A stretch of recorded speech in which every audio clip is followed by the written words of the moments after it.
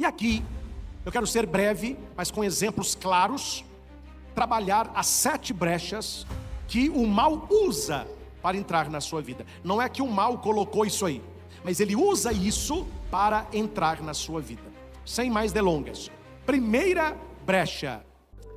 Acolho quem está aqui no Santuário Frei Galvão, você que nos acompanha pelos nossos canais no YouTube, você que está conosco pela TV Evangelizar, aplicativos, rádios, irmãs, você que vai participar desta pregação depois que ela foi aqui realizada. Meus irmãos, estava lá em casa com as minhas anotações, e o que eu quero partilhar com você hoje, preparando o momento oracional, são as ciladas que o mal prepara para a nossa vida, e se a gente não sabe, a gente cai. Hoje em dia não tem muito isso mais, mas há pouco tempo as crianças brincavam muito na zona rural de arapuca, de alçapão, para pegar passarinhos. Não queria fazer nada com passarinho, pegava, uns matava, outros soltava, outros prendiam, etc. Mas o passarinho caía numa cilada. Ele via uma comida, ele estava com fome, ele ia então comer, e ali ele caía na prisão. Assim acontece com o rato na ratoeira. Muitos ratos ainda caem na ratoeira, porque eles ainda não descobriram por que o queijo é de graça. E as pessoas vão caindo nas ratoeiras da vida também. A gente tem que desconfiar das coisas, gente. A gente tem que ser igual a minha avó falava, fica com o pé atrás, não é? A gente tem que desconfiar das coisas. E por que muitas pessoas, elas caem na garra do mal e ficam contaminadas e sentem uma vida cansada, sem ânimo nenhum. Você sente que na sua vida as coisas não prosperam. São pessoas que mudaram de gênero, de temperamento. Você era de um jeito, está de outro. Você era uma pessoa muito forte, você se sente uma pessoa muito fraca. Você era uma pessoa muito paciente, você não tem mais paciência nenhuma. Tudo que você pegava para fazer, você terminava. Hoje você começa muita coisa e não termina nada. Por que essas coisas vão pesando a nossa vida? Pode ser que o mal, ele encontrou uma brecha na sua vida e ele usa essa brecha para jogar você numa cilada e você cai. Muitas pessoas pensam, e a maioria de vocês, certamente até hoje, pode ser que pensavam assim, que para o mal entrar na sua vida, você precisa apenas procurá-lo. Precisa fazer um trabalho, mexer com coisas do mal, com magia negra, com missa negra, aí que o mal vai entrar. Ah não, padre, eu não faço mal para ninguém, a minha vida é muito tranquila, o mal não está preocupado comigo. Então nós veremos hoje que um caminho que o mal, ele tem entrado na vida de muitos e tem atormentado as pessoas, é quando nós não cuidamos do nosso lado emocional. Uma pessoa que não está em equilíbrio com ela mesma, ela está abrindo uma brecha para o mal. Deus, ele entra na nossa vida pela porta que a gente abre. O mal, ele entra pela brecha que a gente não fecha. Então são 7 brechas principais que muitas pessoas têm na vida. E essas brechas é como se fosse uma porta, algo que permite que o mal ali adentre. Então é sobre isso, e é uma pregação não tão extensa, mas só para você guardar. E você que está em casa, se quiser, anote. Você que está aqui, tem boa memória, vá gravando 7 ou anote. E você vai pensando agora na sua vida. A minha vida, ela tem alguma brecha dessa? Vou repetir, meus irmãos. Eu não estou falando que isso aqui é o diabo que está agindo na sua vida. Não estou falando isso. Eu estou falando que isso é uma brecha onde ele pode entrar. E ele vai entrar, e ele vai semear, e ele vai piorar, e ele vai mexer com a sua mente. O terreno de batalha com o demônio é a sua mente, é aqui que ele atua em você, é principalmente na sua mente. Quando ele consegue dominar a sua mente, ele vai gerar sentimentos ruins no seu coração. Você começa a pensar coisa ruim, e você começa a sentir coisa ruim. E se você não tira este mal da sua vida, este mal que você está sentindo, ele começa a fazer. Você começa a ter atitudes de maldade. Começa no pensar, ele vai dominar o seu sentir, e ele vai influenciar no seu agir. Então veja, como que eu curo uma ação maléfica? Indo no sentimento que a gerou, ódio, raiva, inveja, soberba, etc. Como que eu curo um coração ferido? Atacando o pensamento que o gerou. O coração ferido é filho de um pensamento malvado. E toda atitude maligna, ela origina num coração que não vigiou e foi dominado por um pensamento que deu brecha para o mal agir. Quando eu atendo pessoas, e as pessoas pedem oração para pessoas que estão sendo tentadas, estão sentindo uma presença do mal na sua vida, não adianta, não é mágica. Aí eles acham que o padre é um mágico. O padre vai lá em casa, joga uma aguinha benta, faz assim o mais e resolveu tudo. É um mais, né? Faz o mais assim. Primeira coisa que eu converso com a família, eu tenho que descobrir a origem do mal. Se eu não descubro a origem do mal, eu posso colocar na cabeça do sujeito a cruz lá do exorcista, a pessoa vai manifestar, vai quebrar tudo, depois ela volta, mas o mal ali está. Tem que fechar a brecha. Então nós temos que chegar à origem do problema. Esse é o mais difícil. Você tem que conversar com a pessoa, conversar com a família dela, ver o que está acontecendo, até que você identifica a brecha. E aqui, eu quero ser breve, mas com exemplos claros, trabalhar as 7 brechas que o mal usa para entrar na sua vida. Não é que o mal colocou isso aí, mas ele usa isso para entrar na sua vida. Sem mais delongas. Primeira brecha, o medo. Na Bíblia, o contrário de medo não é coragem. Guarda isso no seu coração. O contrário de medo é fé. Na primeira carta de João ele diz: aquele que teme não ama, e aquele que ama não tem medo. Não é esses medinhos que a gente tem, não. É um medo em si. E como é que eu venço esse medo? Acreditando que Deus cuida de mim. Acreditando que eu tenho um anjo da guarda. Hoje à tarde eu estava fazendo as minhas anotações aqui no celular, eu fiquei até, não chateado, mas pensativo. Eu queria ter o meu caderno de pregação, que era uma pregação boa para fazer em outros lugares, mas eu fiz a anotação no celular. Tá bom, depois eu passo. Aqui pôs, ó. O medo nos impede de avançar na vontade de Deus. A pessoa medrosa faz a vontade dela, ela não faz a vontade de Deus. E o diabo usa o medo para nos fazer duvidar do poder de Deus na nossa vida. Ele age isso. Ah, mas será que Deus faz? Você que está rezando, olha o que está acontecendo. Será que Deus está ouvindo isso aí? Será que você não está perdendo tempo ficar nessa igreja? Não. Aí você começa a duvidar de Deus, e o medo de dar errado, o medo da tristeza, o medo da doença, o medo do câncer, o medo da morte, vai dominando a sua vida. É um medo pior, a dúvida se Deus cuida de você. A Bíblia diz em 2 Timóteo 1,7: porque Deus não nos deu um espírito de medo, mas de amor, sabedoria e fortaleza. Então nós não temos espírito de medo. O medo, ele nos paralisa. E a pergunta é: como vencer o medo? Rezar, pedindo a confiança em Deus e indo até a Bíblia, e indo na palavra de Deus, porque a palavra de Deus expulsa as trevas do medo. Tem várias passagens de coragem na Bíblia. E no dia 26, nós estaremos aqui novamente, e eu vou passar às mãos de vocês de presente várias citações bíblicas para cada um essas 7 brechas, não é? Agora, você não fez isso antes, que eu preparei a pregação hoje à tarde. Aí eu pensei que ia falar outra coisa, mas veio isso. Mas eu vou preparar e depois vai chegar nas suas mãos. Segundo, o que nos leva a uma brecha para o mal é a raiva não resolvida. Repita. Raiva não resolvida. Qual que é a primeira brecha? Medo. Qual que é a segunda? Raiva não resolvida. O que é uma raiva não resolvida? Quem nunca teve raiva, atira a primeira pedra. E quem está pecando, não é a gente que tem raiva não, viu? É quem fez a raiva na gente. Um dia eu atendo confissão. Ah, padre, eu tenho um pecado. Qual é? Meu marido me mata de raiva. O pecado é dele, minha filha. Se você não sentir raiva, você morreu, né? Aí eu também tenho raiva. Mas qual que é a raiva que se torna uma brecha para o mal?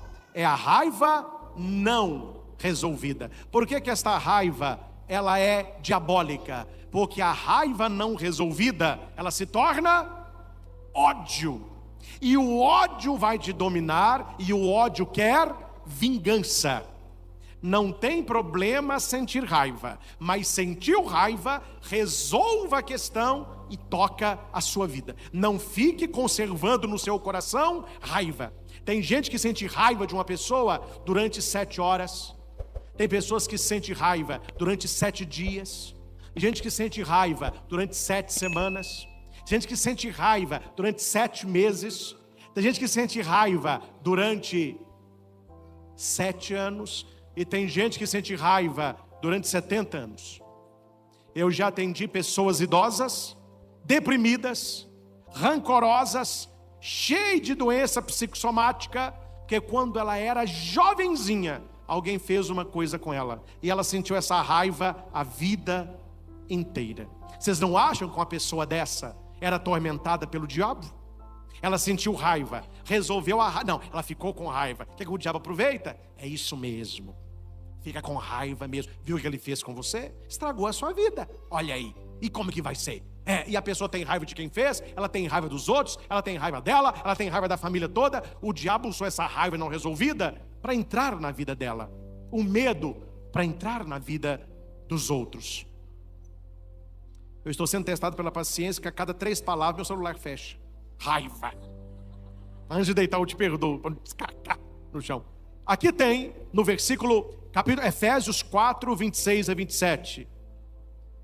Repita comigo. Irai-vos. Irai-vos. Mas não pequeis. Mas não pequeis. Não se ponha o sol. Não se ponha o sol. Sobre o vosso ressentimento. Sobre o vosso ressentimento. Não deis lugar ao diabo. Não deis lugar ao Olha o diabo. que a Bíblia está falando. Pode ter raiva. Irai-vos.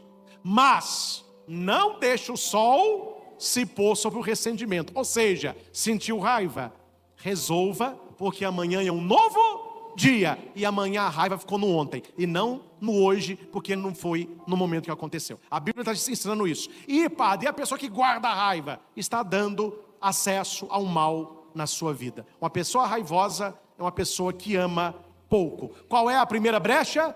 Medo. E a segunda? Raiva não resolvida. Isso. E a terceira? Tristeza. Quem aqui nunca ficou triste na vida? Mas qual é a tristeza que dói? A tristeza que não passa. A tristeza que alojou no seu coração e que você começou a dizer assim: eu não estou triste, eu sou triste. Você não é triste. Você pode estar triste. E uma pessoa que fica triste, e triste, e triste, meu filho, é um prato cheio para um diabinho entrar na sua vida. Aí ele entra e vai transformar a tristeza numa tristeza existencial, vai tirar o seu gosto. Aí você não quer estudar mais, você não quer namorar mais, você não quer trabalhar mais, você não cuida mais de você, tá tudo ruim na sua vida. Aí é problema estomacal, é dor de coluna, é dor no joelho, é insônia, é pesadelo, tudo. Por quê? Porque começou com aquela tristeza que você tinha que ter vencido, superado, aceitado, e você foi cultivar a tristeza. Você deixou a rosa morrer e cultivou a erva daninha. Tristeza todo mundo tem, mas cuidado quando a tristeza entra e não sai. Quando a tristeza entra e não sai. Nós temos em Neemias 8:10, a alegria do Senhor é minha força. Repita.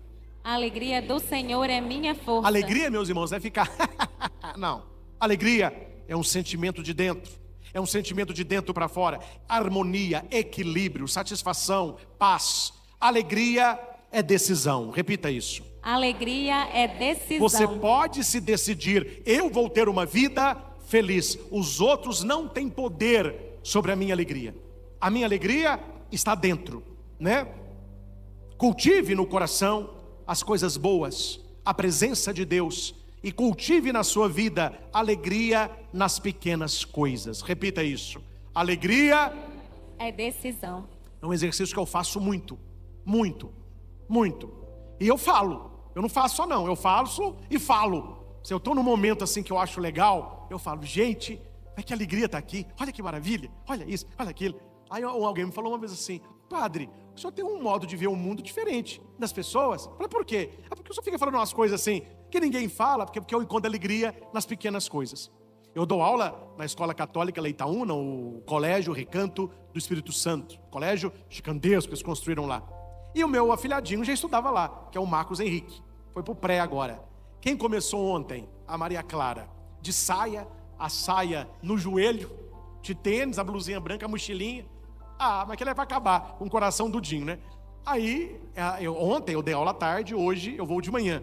Então eu cheguei lá de manhã, eles estavam saindo do parquinho. Então eles estavam indo para a sala. Aí lá vai a Maria Clara, de saia, lá no meio dos coleguinhas, não me viu não. Aí eu olhei assim, ela não estava chorando, né? Que é muito pequenininha. Ih, meu filho, ó, estava lá fazendo amizade. Aí a professora falou assim, Maria Clara, olha quem chegou, o Dinho. Aí os menininhos olharam, ei, aí veio os meninos tudo, né? Abraçou, daí ela veio, abracei, falei com a professora, mas que maravilha, como que a gente não tem uma vida feliz? Olha que alegria da Maria Clara aí com os coleguinhas. Aí a professora, quem é esse aí? Os coleguinhas, o Dinho da Maria Clara. Eu falei, não, gente, pode falar o Padre Christian, né? Uma coisa pequena, mas eu não deixo de passar. Falei com a professora e falei para mim assim, não, que graça.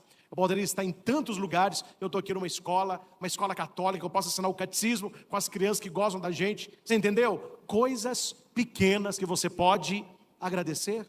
Está com um amigo, viu um filme, agradeça a presença dele. Saiu, comprou uma coisinha nova. Isso mantém a nossa alma acesa. Alegria nas pequenas coisas. E guarde uma coisa, viu, gente? Quem não acha alegria nas pequenas coisas, não achará alegria nas grandes. Um filho que se alegra com um sorvete que o pai dá, ele vai se alegrar com o iPhone também. Um filho que não se alegra com as pequenas coisas, o papai e a mamãe sabem para quem eu estou falando. Você pode estar o iPhone do ano, para ele é obrigação. Não há alegria alguma ali.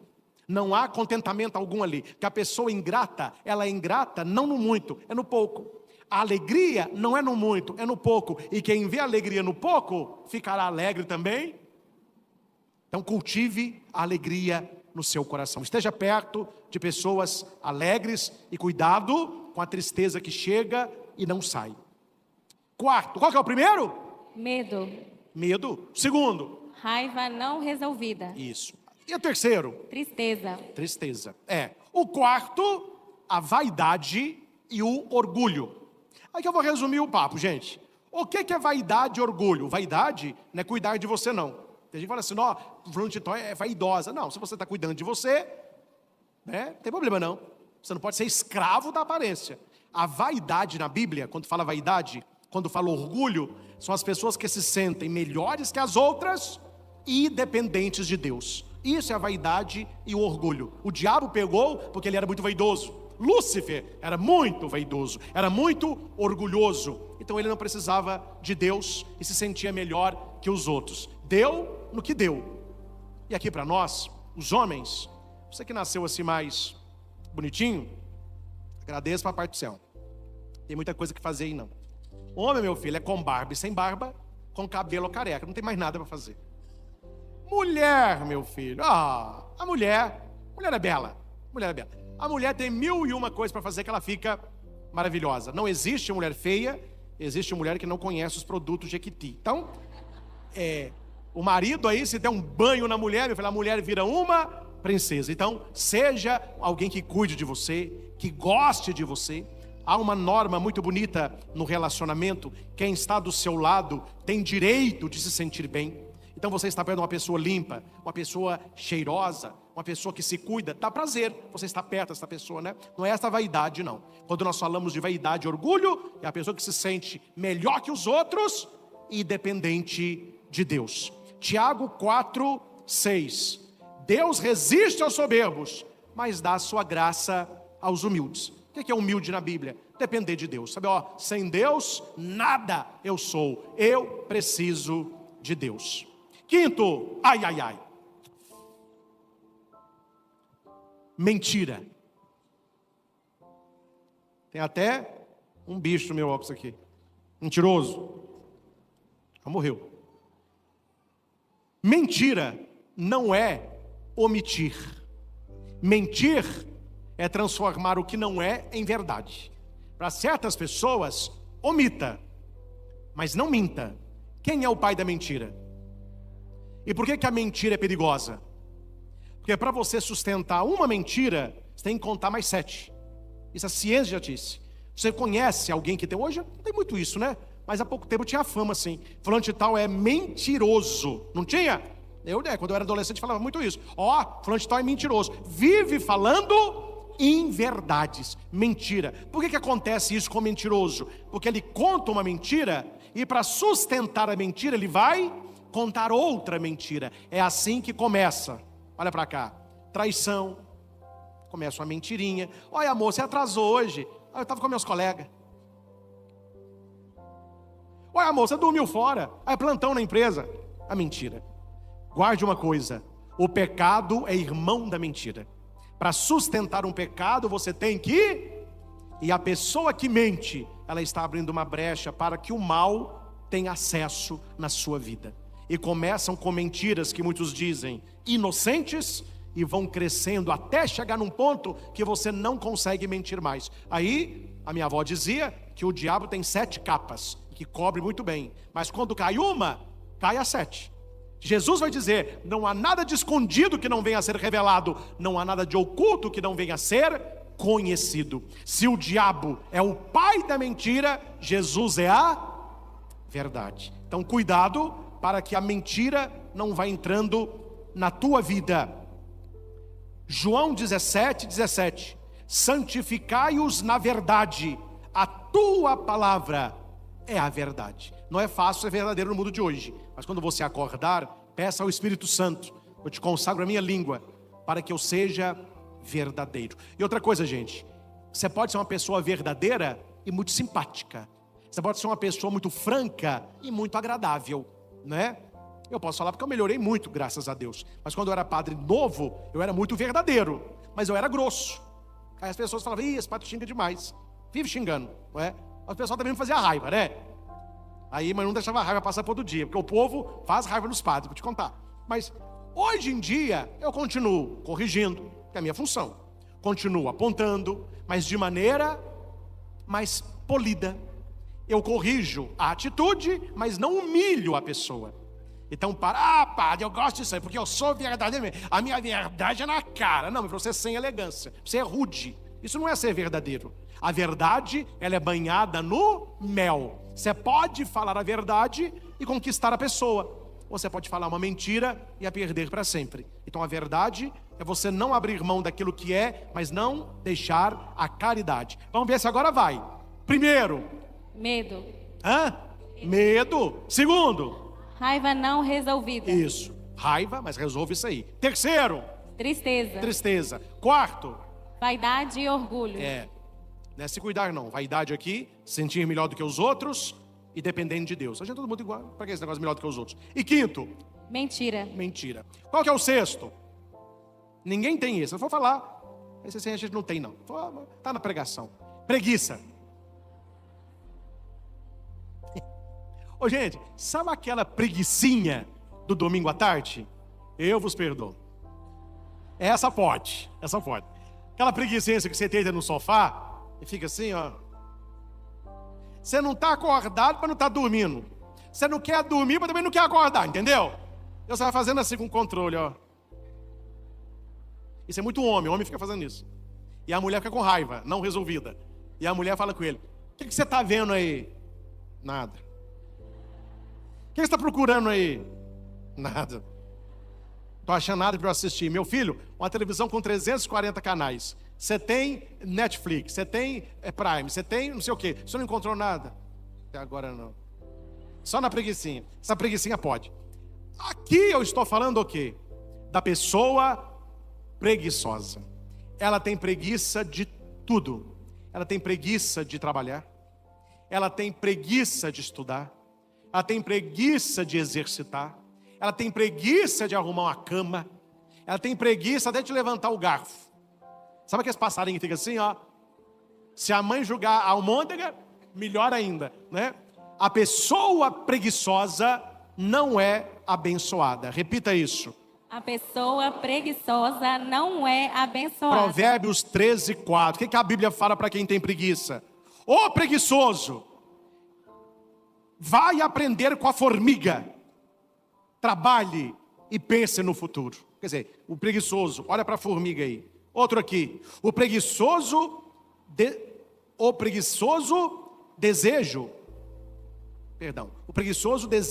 nada de bom, mas a alma dos diligentes se farta do seu trabalho.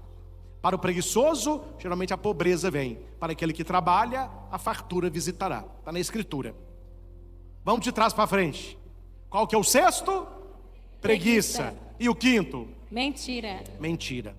O quarto? Vaidade e orgulho. Terceiro? Tristeza. Segundo? Raiva não resolvida. E o primeiro? Medo. Não apontando não. Tem gente que fica com medo, o padre fica olhando e fica assim aqui, ó. Esqueceu tudo, tá lembrando só do último, né? Tadinho.